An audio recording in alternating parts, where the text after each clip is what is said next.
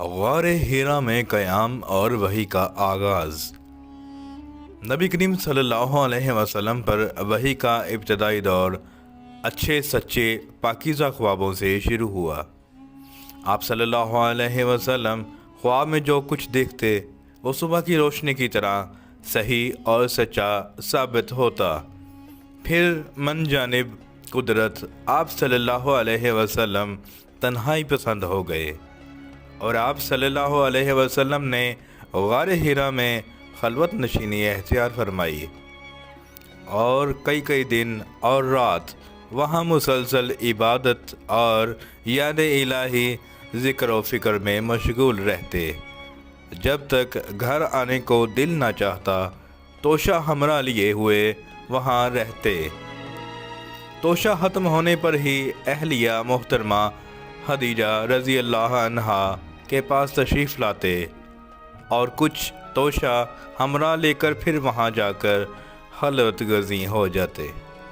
यही तरीक़ा जारी रहा यहाँ तक कि आप सल्लल्लाहु अलैहि वसल्लम पर हक़ मुनकशिफ हो गया और आप सल्लल्लाहु अलैहि वसल्लम ग़ार हिरा ही में क़याम पज़ीर थे कि अचानक जिब्राईल अलैहिस्सलाम आप सल्लल्लाहु अलैहि वसल्लम के पास हाज़िर हुए और कहने लगे कि ए मुहम्मद पढ़ो। आप सल्लल्लाहु अलैहि वसल्लम फरमाते हैं कि मैंने कहा मैं पढ़ना नहीं जानता। आप सल्लल्लाहु अलैहि वसल्लम फरमाते हैं कि फ़रिश्ते ने मुझे पकड़कर इतने ज़ोर से भींचा कि मेरी ताकत जवाब दे गई। फिर मुझे छोड़कर कहा कि पढ़ो। मैंने फिर वही जवाब दिया कि मैं पढ़ा हुआ नहीं हूँ। इस फरिश्ते ने मुझको नहायत ही ज़ोर से भींचा कि मुझको सख्त तकलीफ़ महसूस हुई। फिर इसने कहा कि पढ़। मैंने कहा कि मैं पढ़ा हुआ नहीं हूँ। फरिश्ते ने तीसरी बार मुझको पकड़ा और तीसरी मरतबा फिर मुझको भींचा। फिर मुझे छोड़ दिया और कहने लगा कि पढ़ो अपने रब के नाम की मदद से जिसने पैदा किया और इंसान को खून की फटकी से बनाया। पढ़ो और आपका रब बहुत ही मेहरबानियाँ करने वाला है।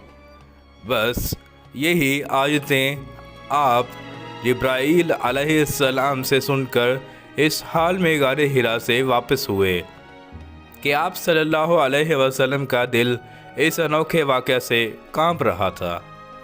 आप सल्लल्लाहु अलैहि वसल्लम खदीजा रज़ी अल्लाह अन्हा के यहाँ तशरीफ़ लाए और फरमाया कि मुझे कंबल उड़ा दो, मुझे कंबल उड़ा दो।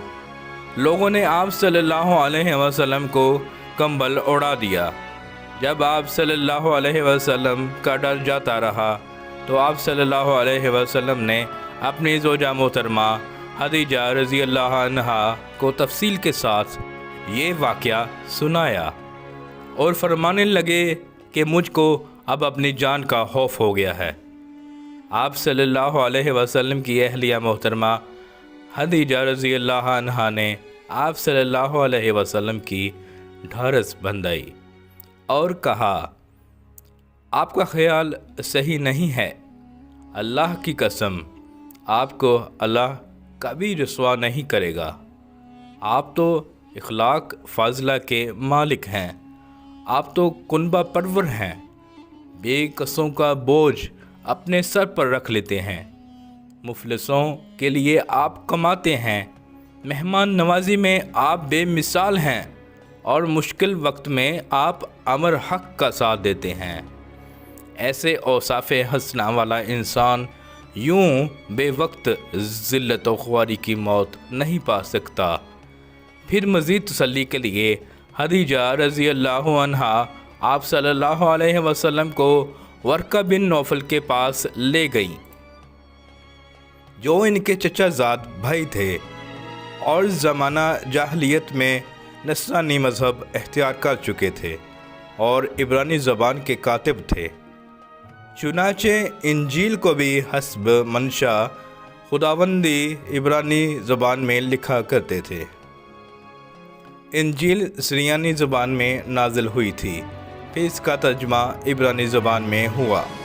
ورقہ اسی کو لکھتے تھے۔ وہ بہت بوڑھے ہو گئے تھے، یہاں تک کہ ان کی بینائی بھی رخصت ہو چکی تھی۔ خدیجہ رضی اللہ عنہا نے ان کے سامنے آپ صلی اللہ علیہ وسلم کے حالات بیان کیے اور کہا، اے چچا زاد بھائی، اپنے بھتیجے کی زبانی ذرا ان کی کیفیت سن لیجئے۔ وہ بولے کہ بھتیجے، آپ نے جو کچھ دیکھا ہے اس کی تفصیل سناؤ۔ چنانچہ آپ صلی اللہ علیہ وسلم نے اول تا آخر پورا واقعہ سنایا، جسے سن کر ورقہ بے اختیار ہو کر بولے، یہ تو وہی ناموس ہے جسے اللہ نے موسیٰ علیہ السلام پر وحی دے کر بھیجا تھا۔ کاش میں آپ کے اس عہد نبوت کے شروع ہونے پر جوان عمر ہوتا، کاش میں اس وقت تک زندہ رہتا جب کہ آپ کی قوم آپ کو اس شہر سے نکال دے گی۔ رسول اللہ صلی اللہ علیہ وسلم نے یہ سن کر تعجب سے پوچھا، کیا وہ لوگ مجھ کو نکال دیں گے؟ ورقہ بولے، ہاں یہ سب کچھ سچ ہے، مگر جو شخص بھی آپ کی طرح امر حق لے کر آیا، لوگ اس کے دشمن ہی ہو گئے ہیں۔ اگر مجھے آپ کی نبوت کا وہ زمانہ مل جائے تو میں آپ کی پوری مدد کروں گا۔ مگر ورقہ کچھ دنوں کے بعد انتقال کر گئے۔ پھر کچھ عرصہ تک وحی کی آمد موقوف رہی۔ کتاب وحی کا بیان، صحیح بخاری، حدیث نمبر 3۔